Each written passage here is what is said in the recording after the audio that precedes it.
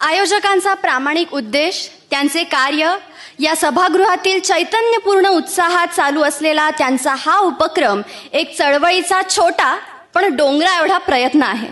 उपस्थित मान्यवरांना नमन करून मी आर्या गायकवाड माझ्या भाषणाला सुरुवात करते. ज्यांच्या एकतेने मुघलांचा माज मोडला, ज्यांच्या हुशारीने इंग्रजांची सत्ता हादरली, त्या मराठ्यांच्या रक्तात शौर्य आहे, बुद्धी आहे आणि बाणेदारपणाही आहे. पण आजच्या काळात हे रक्त तापतंय कोणासाठी, हेच तपासण्याची वेळ आली आहे.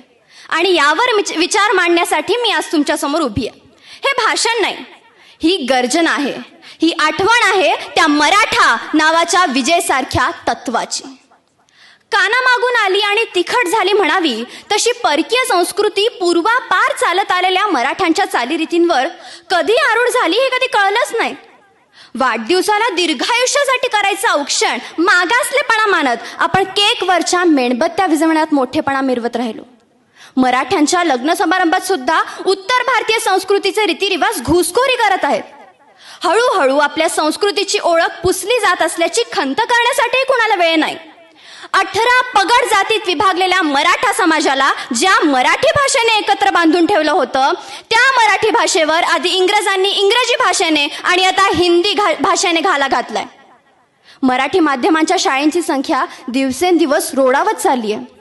खबरदार जर टाच मारुनी जाल पुढे चिंधड्या, उडवीन राई राई एवढ्या असं गरजणारा एकेकाचा तरणा बाण मराठा गडी हल्ली राजकारणातील इतर समाज संप्रदाय भांडवलदारी सावकारांची हुजुरीगिरी करण्यात धन्यता मानत आहे. कोणता झेंडा घेऊ मी हाती म्हणत मराठा युवक आपल्याच सख्या सोबत्यांशी वैरत्व पत्करत आहे. राजकारणी भांडवलदारी सावकार लोकांनाही कळून चुकलंय.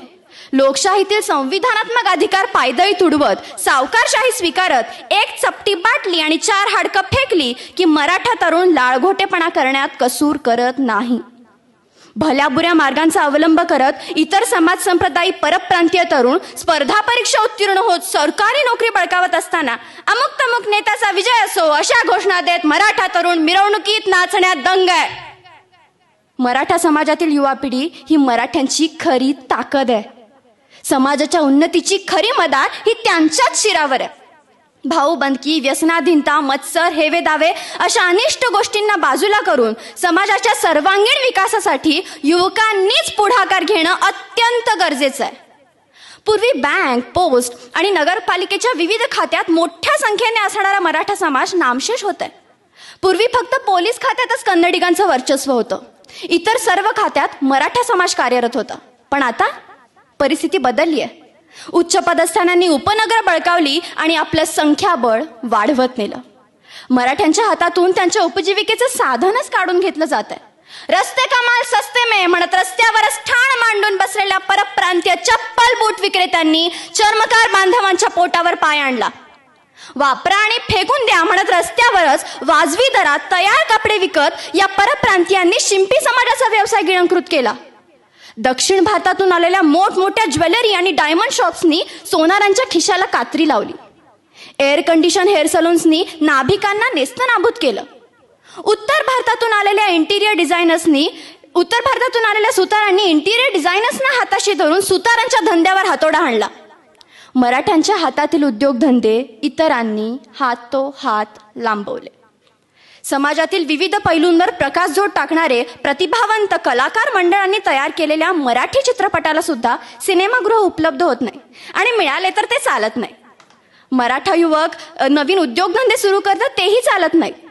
अशा वेळी बहुसंख्य कुटुंबांनी आपल्या दुकानांना, घरांना गुजराती, मारवाडी, सिंधी समाजाला देऊन आपण भाडे खाण्यात धन्यता मानतो आणि त्याच दुकानांच्या दारात स्वतः रांगोळी, कार्तिक विकतो. त्या समाजामध्ये मद्यपान नसते, जत्रा नसते, पैशांचा बडेजाव नसतो. हे सारे फक्त आणि फक्त आपल्याच समाजात असते. कूटनीतीमुळे मतदारसंघाचे विभाजन झाले.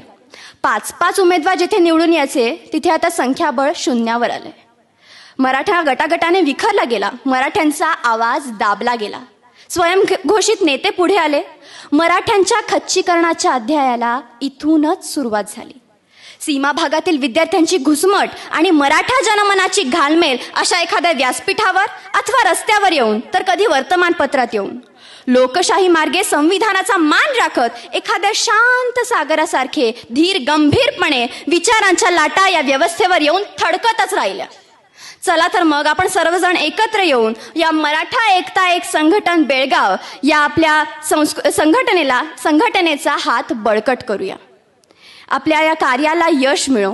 जाता जाता इतकंच म्हणेन, माझे हे विचार उपस्थित एखाद्या जरी जीवाला पटले असतील तर मी आपल्या दैवत राजमाता जिजाऊंच्या प्रेरणेची धनी समजेन आणि छत्रपती शिवाजी महाराज, धर्मवीर संभाजी महाराज यांच्या पवित्र जयघोषाने मी आपल्या सर्वांची रजा घेते.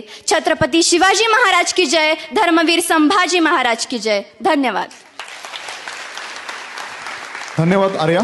काल परवापर्यंत या व्यासपीठाच्या समोर बसलेली विद्यार्थिनी आज व्यासपीठावर येऊन आपले विचार व्यक्त करते आणि खऱ्या अर्थानं मराठा समाज आज कशामध्ये व्यस्त आहे. 9 दिवसाची लक्ष्मी यात्रा, 11 दिवसाचा गणेशोत्सव आणि विविध सण, जे सण आमचे कधी संपणारच नाहीत. 8 दिवस कमवायचं, 9व्या दिवशी सणात सगळं संपवायचं, याच्यात गुरफटलेला आपला समाज कधी सुधारणार हे विचार करण्याची वेळ आहे आणि अशा कार्यक्रमांची गरज आहे. आणि नारायण झंगरूजे साहेबांना विनंती करतो की असे कार्यक्रम हा वर्षातून हा एकमेव कार्यक्रम न घेता आज गरज आहे गावात हा कार्यक्रम घेण्याचा.